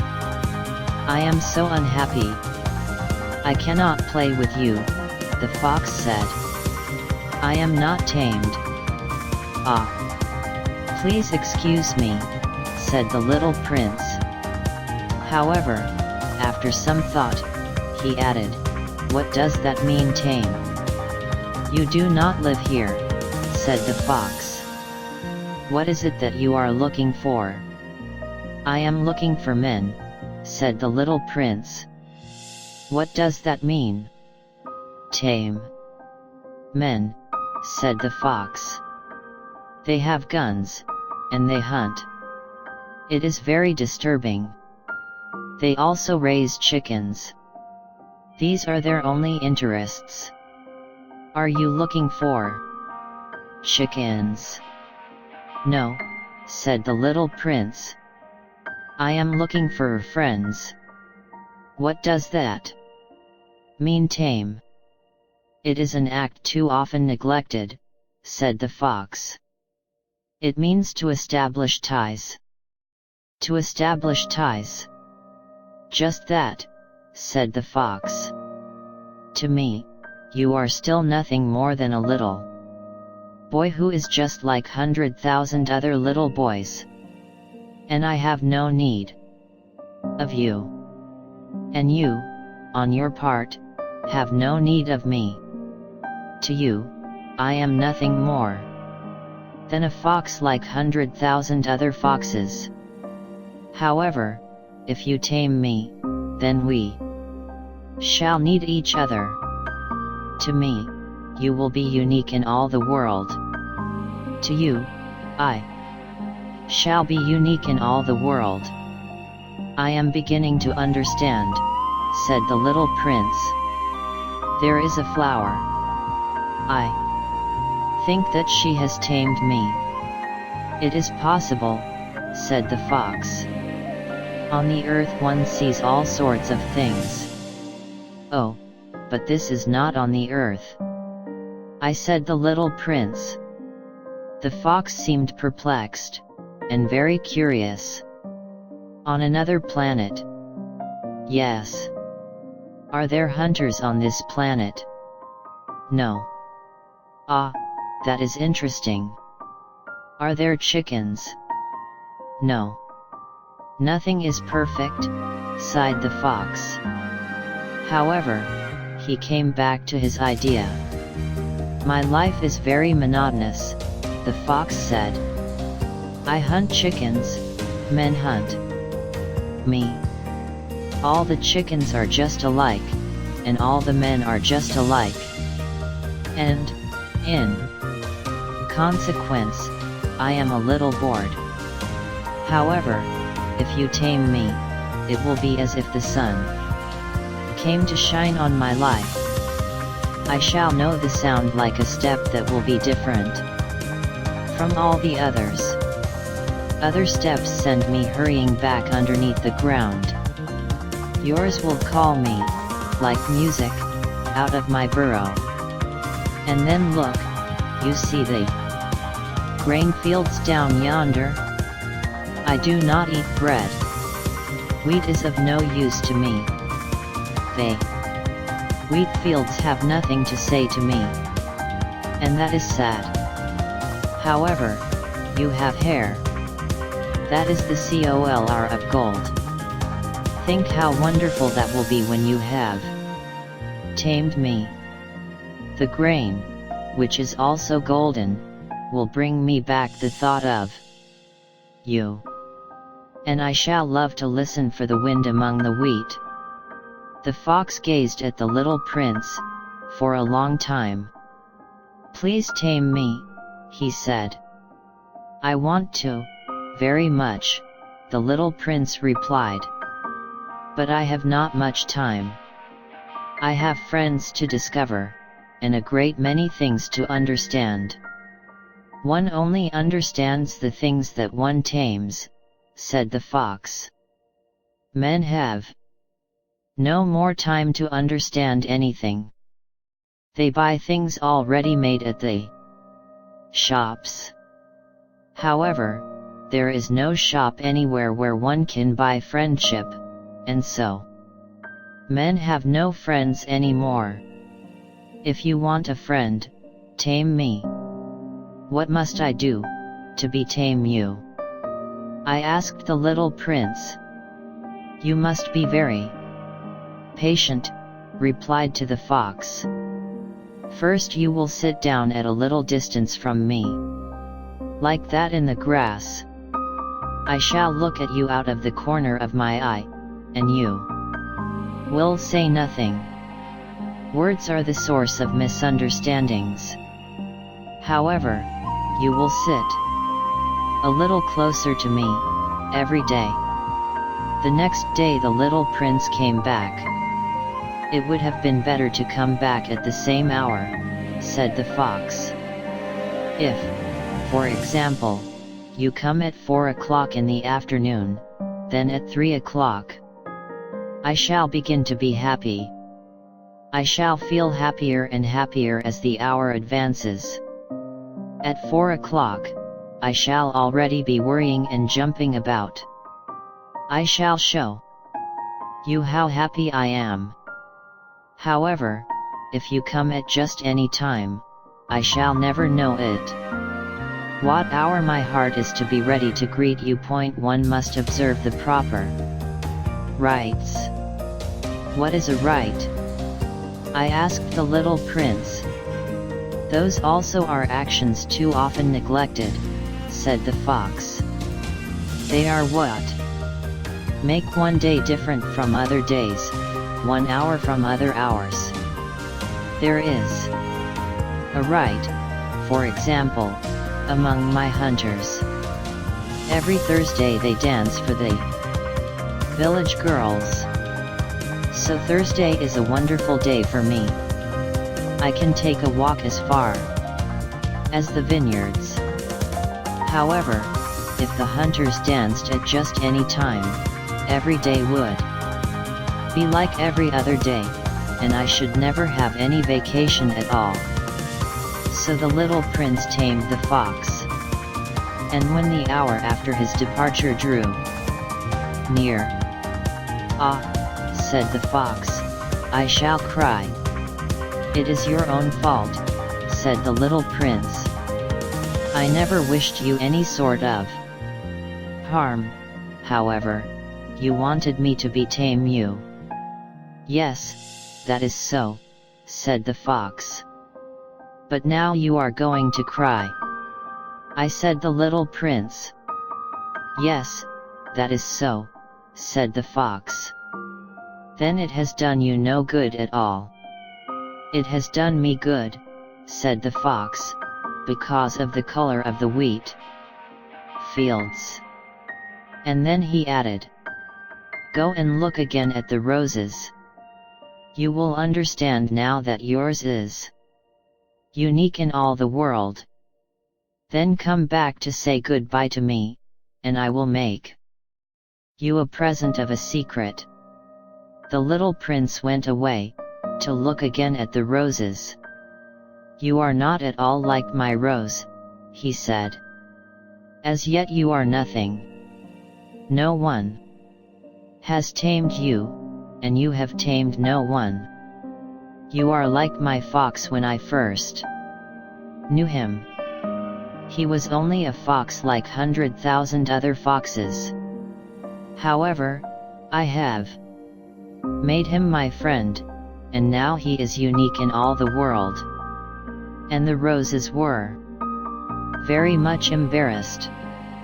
"You are beautiful, but you are empty," he went on. "One could not die for you. To be sure, an ordinary passerby would think that my rose looked just like you, the rose that belongs to me. But in herself alone she is more important than all the hundreds of your other roses, because it is she that I have watered, because it is she that I have put under the glass globe, because it is she that I have sheltered behind the screen, because it is for her that I have killed the caterpillars, except the 2 or 3 that we saved to become butterflies. Because it is she that I have listened to, when she grumbled, or boasted, or even sometimes when she said nothing. Because she is my rose." And he went back to meet the fox. "Goodbye," he said. "Goodbye," said the fox. "And now here is my secret, a very simple secret. It is only with the heart that one can see rightly. What is essential is invisible to the eye." "What is essential is invisible to the eye," the little prince repeated, so that he would be sure to remember. "It is the time you have wasted for your rose that makes your rose so important." "It is the time I have wasted for my rose," said the little prince, so that he would be sure to remember. "Men have forgotten this truth," said the fox. "But you must not forget it. You become responsible, forever, for what you have tamed. You are responsible for your rose." "I am responsible for my rose," the little prince repeated, so that he would be sure to remember. Chapter 22. "Good morning," said the little prince. "Good morning," said the railway switchman. "What do you do here?" the little prince asked. "I sort out travelers, in bundles of 1,000, said the switchman. I send off the trains that carry them, now to the right, now to the left. And a brilliantly lighted express train shook the switchman's cabin as it rushed by with a roar like thunder. They are in a great hurry, said the little prince.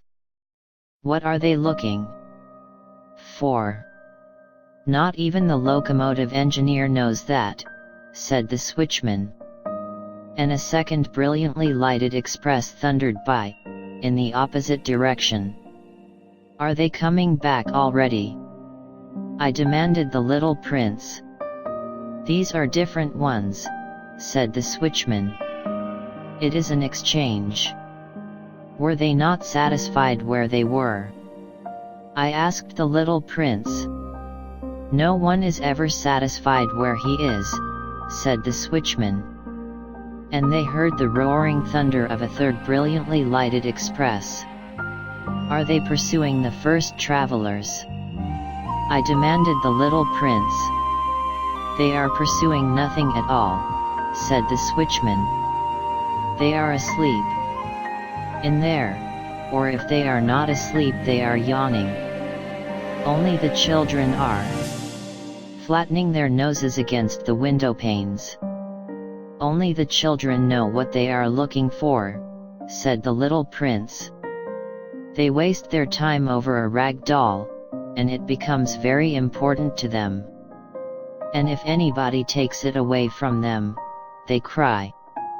They are lucky, the switchman said. Chapter 23. Good morning, said the little prince. Good morning, said the merchant. This was a merchant who sold pills, who had been invented to quench thirst. You need only to swallow one pill a week, and you would feel no need of anything to drink. Why are you selling those? I asked the little prince. Because they save a tremendous amount of time, said the merchant. Computations have been made by experts. With these pills, you save 53 minutes in every week. And what do I do with those 53 minutes? Anything you like. As for me, said the little prince to himself, if I had 53 minutes to spend as I liked, I should walk at my leisure toward a spring of fresh water. Chapter 24. It was now the 8th day since I had had my accident in the desert, and I had listened to the story of the merchant as I was drinking the last drop of my water supply. Ah, I said to the little prince, these memories of yours are very charming. However, I have not yet succeeded in repairing my plane. I have nothing more to drink. And I, too, should be very happy if I could walk at my leisure toward a spring of fresh water. My friend the fox, the little prince said to me. My dear little man, this is no longer a matter that has anything to do with the fox. Why not? Because I am about to die of thirst. He did not follow my reasoning, and he answered me. It is a good thing to have had a friend, even if one is about to die. I, for instance, am very glad to have had a fox as a friend. He has no way of guessing the danger, I said to myself. He has never been either hungry or thirsty. A little sunshine is all he needs. However, he looked at me steadily, and replied to my thought. I am thirsty, too. Let us look like a well. I made a gesture of weariness. It is absurd to look for a well, at random, in the immensity of the desert. Nevertheless, we started walking. When we trudged along for several hours, in silence, the darkness fell, and the stars began to come out. thirst made me a little feverish, and I looked at them as if I were in a dream. The little prince's last words came reeling back into my memory. "Then you are thirsty, too?" I demanded. However, he did not reply to my question. He merely said to me, "Water may also be good for the heart." I did not understand this answer, but I said nothing. I knew very well that it was impossible to cross-examine him. He was tired. He sat down. I sat down beside him. And, after a little silence, he spoke again. "The stars are beautiful, because of a flower that cannot be seen." I replied, "Yes, that is so." And, without saying anything more, I looked across the ridges of sand that were stretched out before us in the moonlight. "The desert is beautiful," the little prince added. And that was true. I have always loved the desert. One sits down on a desert sand dune, sees nothing, hears nothing. However, through the silence something throbs and gleams. "What makes the desert beautiful," said the little prince, "is that somewhere it hides a well." I was astonished by a sudden understanding of that mysterious radiation of the sands. When I was a little boy, I lived in an old house, and legend told us that a treasure was buried there. To be sure, no one ever knew how to find it, perhaps no one ever even looked for it. However, it cast an enchantment over that house. My home was hiding a secret in the depths of its heart. "Yes," I said to the little prince. "The house, the stars, the desert, what gives them their beauty is something that is invisible." "I am glad," he said, "that you agree with my fox." As the little prince dropped off to sleep, I took him in my arms and set out, walking once more. I felt deeply moved and stirred. It seemed to me that I was carrying a very fragile treasure. It seemed to me, even, that there was nothing more fragile on all earth. In the moonlight, I looked at his pale forehead, his closed eyes, his locks of hair that trembled in the wind, and I said to myself, "What I see here is nothing but a shell. What is most important is invisible." As his lips opened slightly with the suspicious of a half-smile, I said to myself again, "What moves me so deeply about this little prince who is sleeping here is his loyalty to a flower, the image of a rose that shines through his whole being, like the flame from a lamp, even when he is asleep." And I felt him to be more fragile still. I felt the need of protecting him, as if he himself were a flame that might be extinguished by a little puff of wind. And, as I walked on so, I found the well, at daybreak. Chapter 25. "Men," said the little prince, "set out on their way in express trains, but they do not know what they are looking for. Then they rush about, and get excited, and turn around and round." And he added, "It is not worth the trouble. The well that we came to be not like the wells of the Sahara. The wells of the Sahara are mere holes dug into the sand. This one was like a well as a village. However, there was no village here, and I thought I must be dreaming.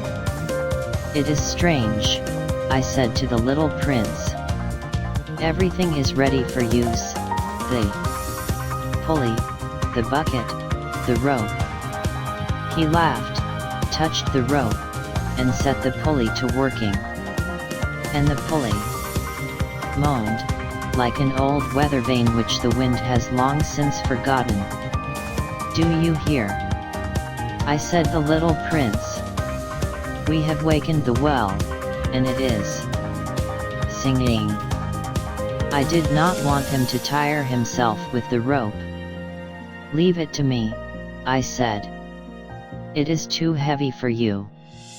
I hoisted the bucket slowly to the edge of the well and set it there, happy, tired as I was, over my achievement.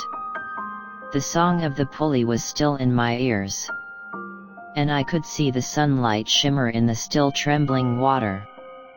"I am thirsty for this water," said the little prince. "Give me some of it to drink." And I understood what he had been looking for. I raised the bucket to his lips. He drank. His eyes closed. It was as sweet as some special festival treat. This water was indeed a different thing from ordinary nourishment. Its sweetness was born of the walk beneath the stars, the song of the pulley, the effort of my arms. It was good in the heart, like a present. When I was a little boy, the lights of the Christmas tree, the music of the midnight mass, the tenderness of smiling faces, used to make up, so, the radiance of the gifts I received.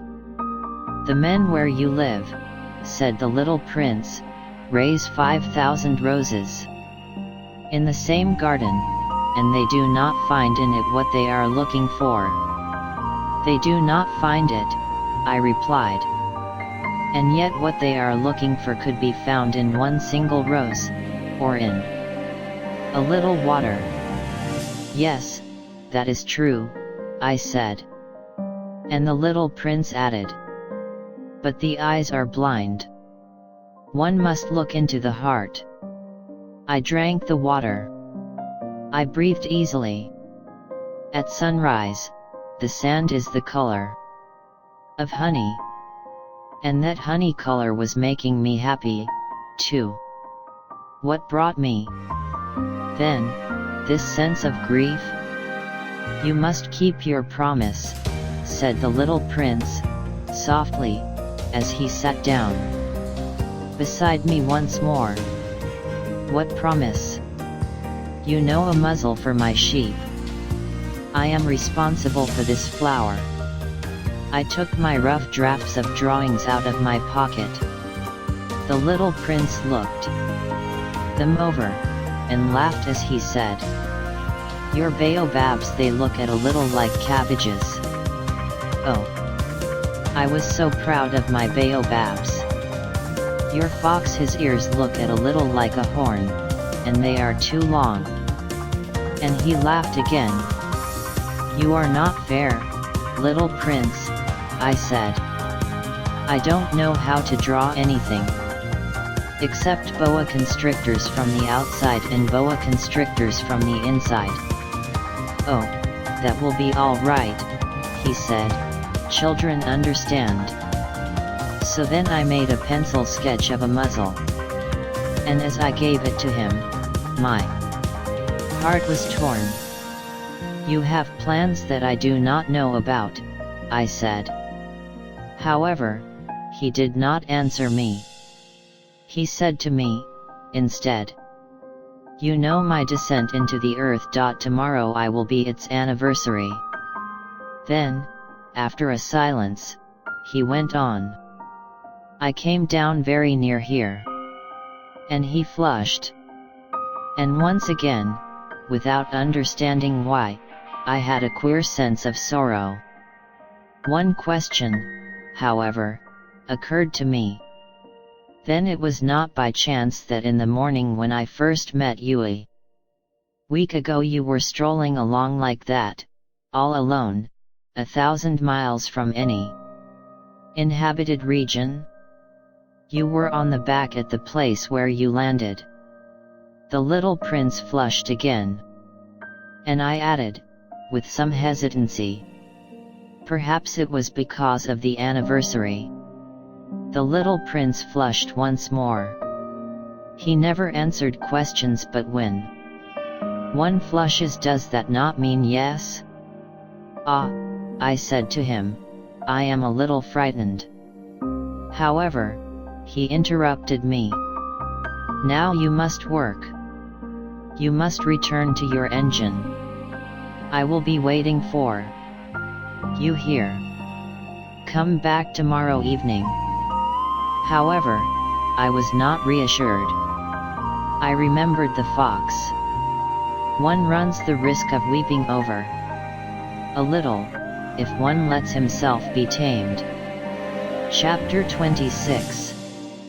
Besides the well, there was the ruin of an old stone wall. When I came back from my work, the next evening, I saw from some distance away my little prince sitting on top of a wall, with his feet dangling. And I heard him say, "Then you don't remember? This is not the exact spot." Another voice must have answered him, for he replied to it, "Yes, yes. It is the right day, but this is not the place." I continued my walk along the wall. At no time did I see or hear anyone. The little prince, however, replied once again, "Exactly. You will see where my track begins, in the sand. You have nothing to do but wait for me there. I shall be there tonight." I was only 20 meters from the wall, and I still saw nothing. After a silence, the little prince spoke again. "You have good poison? You are sure that it will not make me suffer too long?" I stopped in my tracks, my heart torn asunder. However, still I did not understand. "Now go away," said the little prince. "I want to get down from the wall." I dropped my eyes, then, to the foot against the wall, and I leaped into the air. There before me, facing the little prince, was one of those yellow snakes who takes just 30 seconds to bring your life to an end. Even as I was digging into my pocket to get out my revolver, I made a running step back. However, at the noise I made, the snake let himself flow easily across the sand like the dying spray from a fountain, and, in no apparent hurry, disappeared, with a light metallic sound, among the stones. I reached the wall just in time to catch my little man in my arms. His face was white as snow. "What does this mean?" I demanded. "Why are you talking with snakes?" I had loosened the golden muffler that he always wore. I had moistened his temples, and had given him some water to drink. And now I did not dare to ask him any more questions. He looked at me very gravely, and put his arms around my neck. I felt his heart beating like the heart of a dying bird, shot with someone's rifle. "I am glad that you have found what was the matter with your engine," he said. "Now you can go back home." "How do you know about that?" I was just coming to tell him that my work had been successful, beyond anything that I had dared to hope. He made no answer to my question, but he added, "I, too, am going back home today." Then, sadly, it is much farther. It is much more difficult. I realized clearly that something extraordinary was happening. I was holding him close in my arms as if he were a little child, and yet it seemed to me that he was rushing headlong toward an abyss from which I could do nothing to restrain him. His look was very serious, like someone lost far away. "I have your sheep. And I have the sheep's box. And I have the muzzle." And he gave me a sad smile. I waited a long time. I could see that he was reviving little by little. "Dear little man," I said to him, "you are afraid." He was afraid, there was no doubt about that. However, he laughed lightly. "I shall be much more afraid this evening." Once again, I felt myself frozen by the sense of something irreparable. And I knew that I could bear the thought of never hearing that laughter any more. For me, it was like a spring of fresh water in the desert. "Little man," I said, "I want to hear you laugh again." "However," he said to me, "tonight, it will be a year. My star, then, can be found right above the place where I came to the earth, a year ago." "Little man," I said, "tell me that it is only a bad dream, this affair of the snake, and the meeting place, and the star." However, he did not answer my plea. He said to me, instead, "The thing that is important is the thing that is not seen." Yes, I know. It is just as it is with the flower. If you love a flower that lives on a star, it is sweet to look to the sky at night. All the stars are abloom with flowers. Yes, I know. It is just as it is with the water. Because of the pulley, and the rope, what you gave me to drink was like music. You remember how good it was? Yes, I know. And at night you will look up at the stars. Where I live everything is so small that I cannot show you where my star is to be found. It is better, like that. My star will just be one of the stars, for you. And so you will love to watch all the stars across the heavens. They will all be your friends. And, besides, I am going to make you a present." He laughed again. "Ah, little prince, dear little prince. I love to hear that laughter. That is my present. Just that. It will be as it was when we drank the water." "What are you trying to say?" "All men have the stars," he answered, "but they are different things to different people. For some, who are travelers, the stars are guides. For others, they are no more than little lights against the sky. For others, who are scholars, they are problems. For my businessmen, they were wealth. However, all these stars are silent. You alone will have the stars as no one else has them." "What are you trying to say?" "In one of the stars I shall be living. In one of them, I shall be laughing. And so it will be as if all the stars were laughing, when you look to the sky at night. You will have stars who can laugh." And he laughed again. "And when your sorrow is comforted, time soothes all sorrows, you will be content that you have known me. You will always be my friend. You will want to laugh with me. And you will sometimes open your window, so, for that pleasure. And your friends will be properly astonished to see you laughing as you look up at the sky. Then you will say to them, Yes, the stars always make me laugh. And they will think you are crazy. It will be a very shabby trick that I shall have played on you. And he laughed again. It will be as if, in place of the stars, I had given you a great number of little bells that knew how to laugh. And he laughed again. Then he quickly became serious. Tonight, you know. Do not come, said the little prince. I shall not leave you, I said. I shall look as if I were suffering. I shall look at a little as if I were dying. It is like that. Do not come to see that.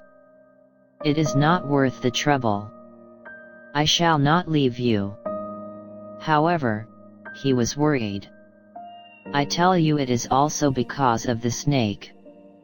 He must not bite you. Snakes, they are malicious creatures. This one might bite you just for fun. I shall not leave you.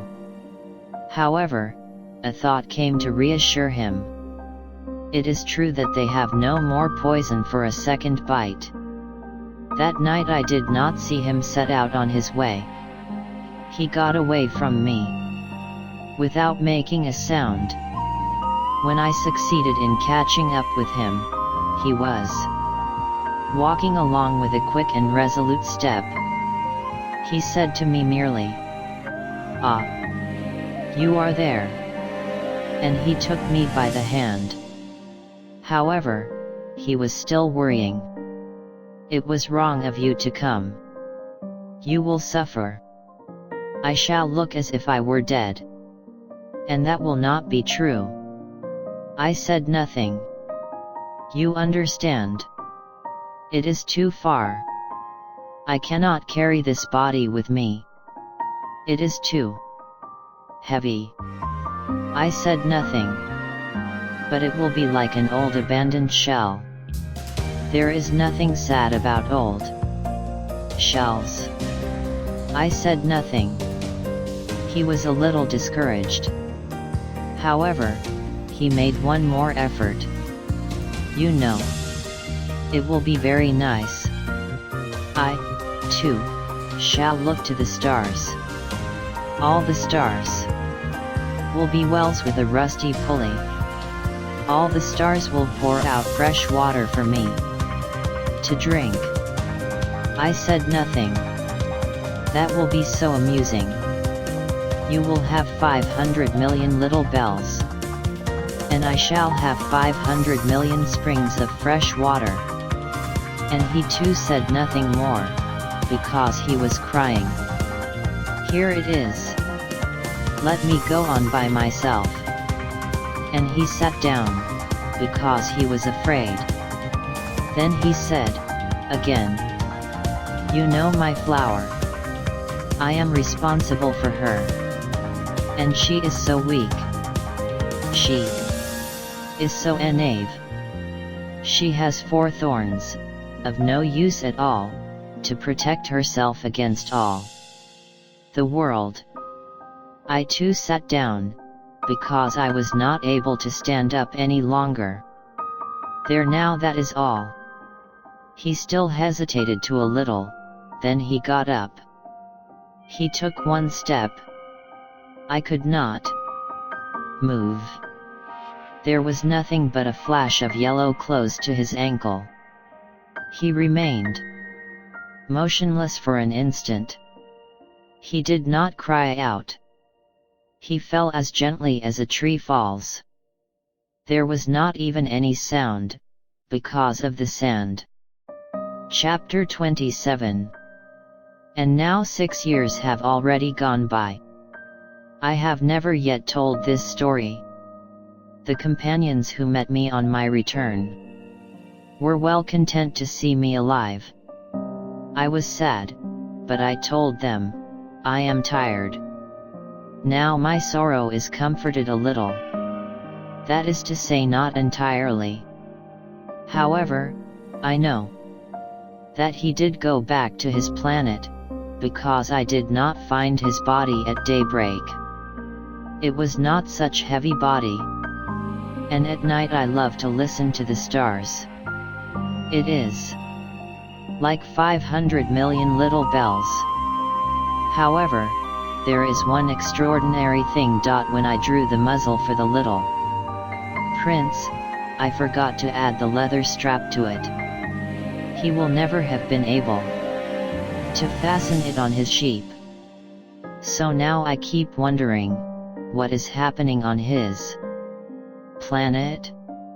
Perhaps the sheep has eaten the flour. At one time, I say to myself, surely not. The little prince shuts his flour under her glass globe every night, and he watches over his sheep very carefully. Then I am happy. And there is sweetness in the laughter of all the stars. However, at another time, I say to myself, at some moment or other one is absent-minded, and that is enough. On some one evening, he forgot the glass globe, or the sheep got out, without making any noise, in the night. And then the little bells are changed to tares. Here, then, is a great mystery for you, who also love the little prince, and for me, nothing in the universe can be the same if somewhere, we do not know where, a sheep that we never saw has yes or no, eaten a rose. Look up at the sky. Ask yourselves, is it yes or no? Has the sheep eaten the flour? And you will see how everything changes. And no grown-up will ever understand that this is a matter of so much importance. This is, to me, the loveliest and saddest landscape around the world. It is the same as that on the preceding page, but I have drawn it again to impress it on your memory. It is here that the little prince appeared on earth, and disappeared. Look at it carefully so that you will be sure to recognize it in case you travel someday to the African desert. And, if you should come upon this spot, please do not hurry on. Wait for a time, exactly under the star. Then, if a little man appears who laughs, who has golden hair and who refuses to answer questions, you will know who he is. If this should happen, please comfort me. Send me word that he has come back.